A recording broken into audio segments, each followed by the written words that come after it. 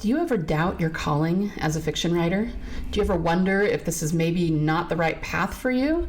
Have you ever thought, you know what, I've been doing this for 2 years or however long you've been doing it, and I'm still not very successful at it? Or do you worry that you might be wasting your time and this might all be for nothing?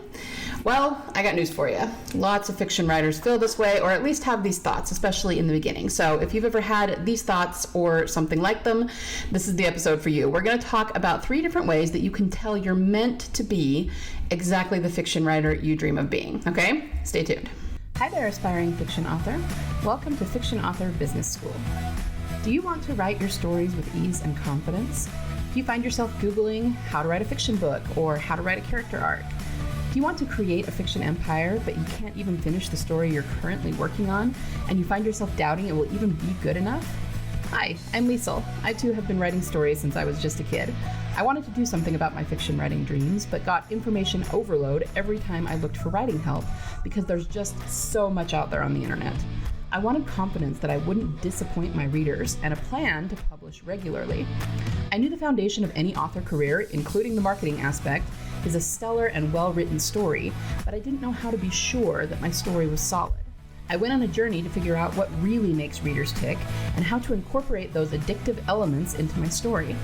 In this podcast, you'll find specific, tactical fiction writing tips, solutions to writing more words more efficiently, and secrets to mastering your author mindset. So, put on your fuzzy slippers, grab a notebook and pen and some chocolate, and let's write some fiction. Okay, welcome back to Fiction Author Business School. I sort of took a 1-week hiatus, so I wasn't here last week. I didn't put up an episode, and that was actually not planned. My day job has gotten really, really hectic. It's a very demanding job, and unfortunately, I'm a manager, and I had some people quit. So for the last 2 weeks, not this week, but the 2 weeks previous, I've been working 70 to 80 hours a week. Yeah, it was pretty crazy, and I just didn't have the time or the bandwidth to do anything else. And unfortunately, that is letting a little secret out that I do not have a whole bunch of episodes right now in the can that I can just, pop up if I don't get around to recording 1 week. I want to get to that point, but over the last few months, I just haven't been able to. But thankfully, it was very temporary. It was just those 2 weeks I had to do that while I got some new people hired and trained.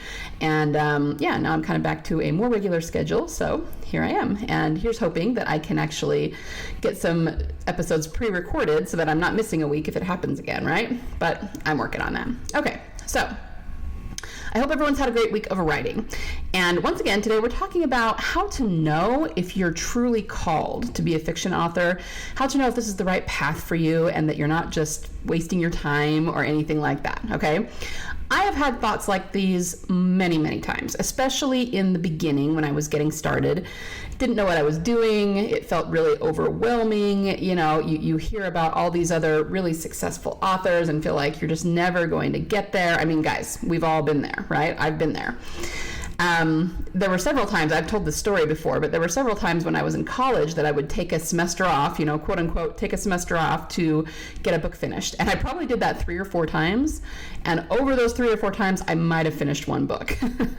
But for the most part, I would take the semester off and then just never work on it. I was young, I was in college, I was undisciplined, not to mention, I was in college, so I had all the homework to do and all of that. But it was times like those that I started to really doubt myself and say, maybe I'm just not cut out for this. Maybe I'm just not meant to write fiction. I think I am, but maybe I'm not, The same thing kind of happened when I was, with the first couple of publishers that I got.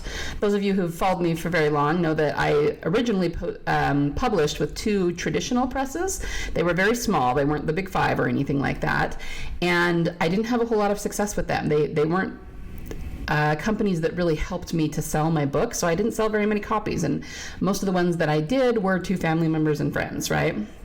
Eventually, I broke away from both those publishers and got my rights to my books back and became fully indie, and I've sold a lot more books that way, but of course, that's a completely different conversation. The point is that when you get a contract with a traditional publisher like that, you feel like you've made it. You're now officially a fiction author, and you are. I mean, that was true, but I also was not seeing very many sales. I certainly was not making enough money to be living off my royalties, which is what most of us want as fiction authors. And so once again, you have those doubts.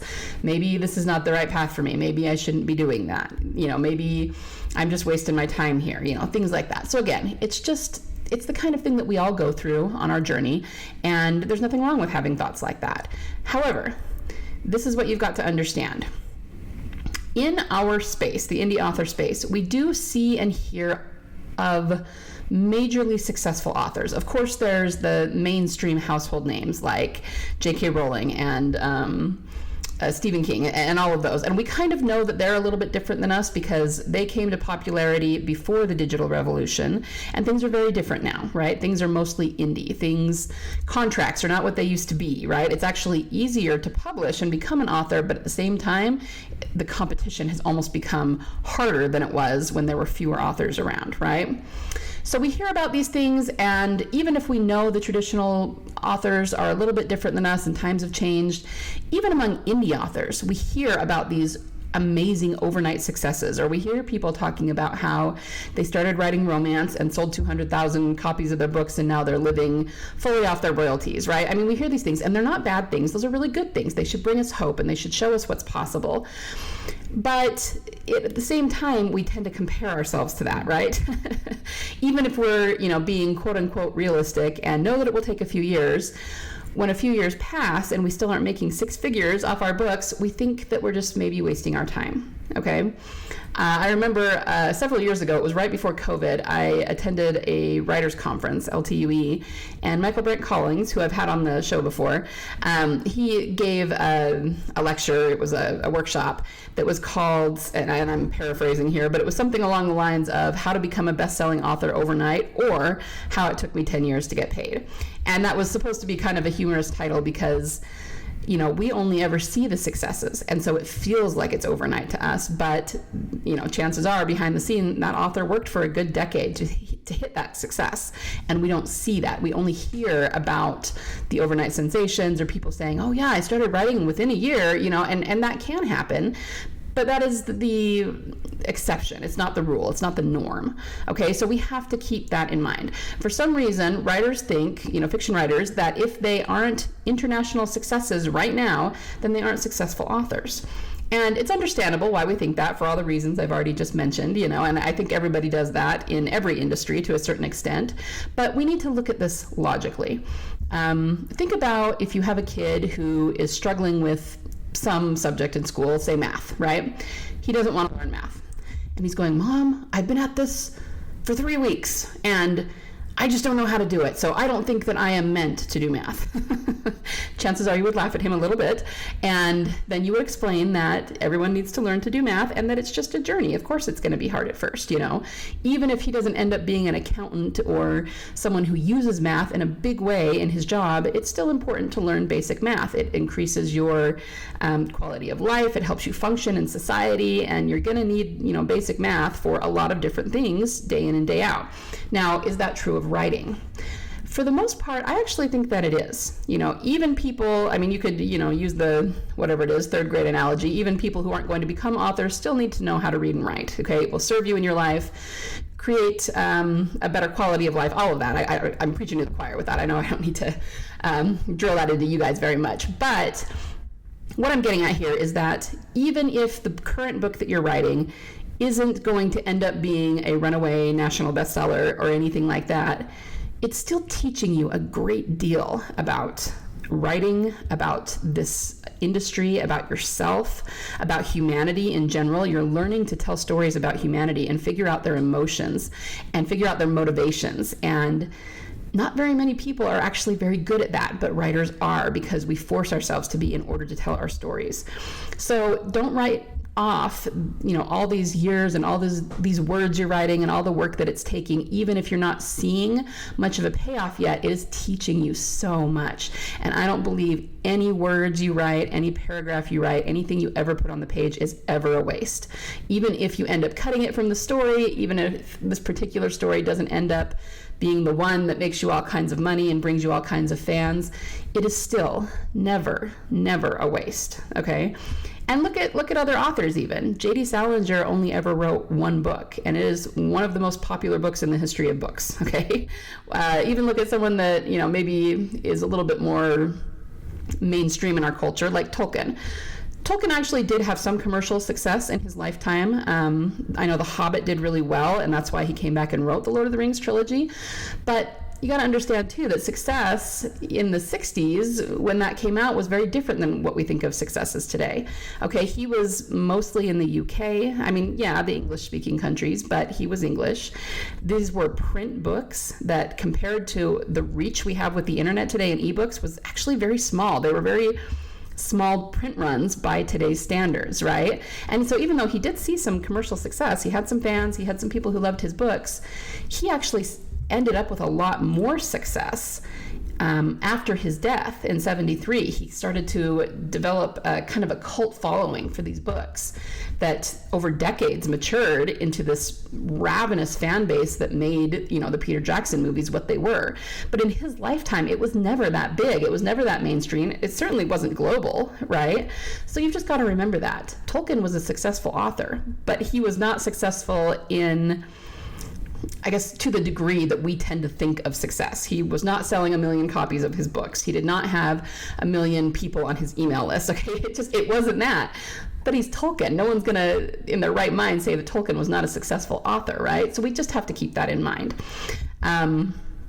The point is, just because you aren't J.K. Rowling yet in terms of sales doesn't mean that you won't be or that you aren't already successful, okay? But I started out saying that we were going to talk about ways that you can tell you're meant to be a fiction writer, okay? So I wanted to kind of have a little discussion about all of this to give it some context and some, something of a backdrop. But how do you know that you are meant to be on this path, okay? Well, let's talk about a few. First of all, you've had the thought that you are. I know that sounds simple, and it may sound like a little bit of a cop-out, but I promise it's not. Most people in the world aren't interested in writing fiction, okay?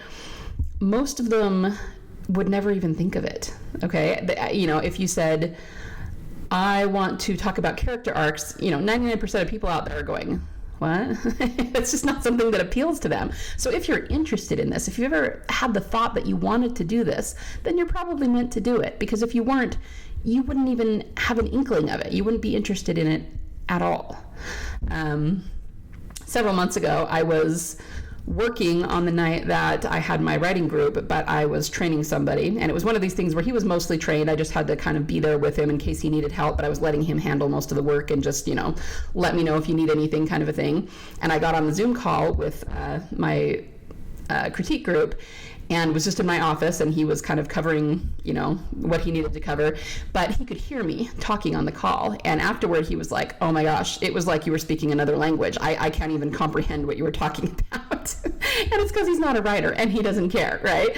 But me and my buddies who were on, our writers group were totally geeking out about story arcs and plot and, just talking about our different stories and where we were and giving each other feedback and everything, okay? So once again, if you have had the thought that maybe you want to write fiction, already I can tell you that's a sign that you're called to write fiction, okay? This next one comes from a conversation I actually had with my critique group a few weeks ago. If you're always thinking about your story, even when real life is happening around you, even when you're super tired, that's a really good sign that this is what you should be doing, okay? Because we all kind of obsess about our stories, and if you're not obsessing about your story, yeah, that probably is a sign that maybe you shouldn't be doing this, right? So I was telling my critique group that I was really tired. It was one of these times I had worked a lot of hours, and I was trying to count some money. I couldn't do it. I I ended up with, I was supposed to have $200 and I had $4, and one of my employees was trying to tell me that I had too much money in my hands. I had $4, and it did not matter how many times I looked at it. I could not figure out what they were talking about. Okay, I was too tired. I could not math at that point when I was that tired and it was that late at night. And I'm decent at math. I'm really not terrible at math, but I was just too tired, and had no business trying to do math when I was that tired.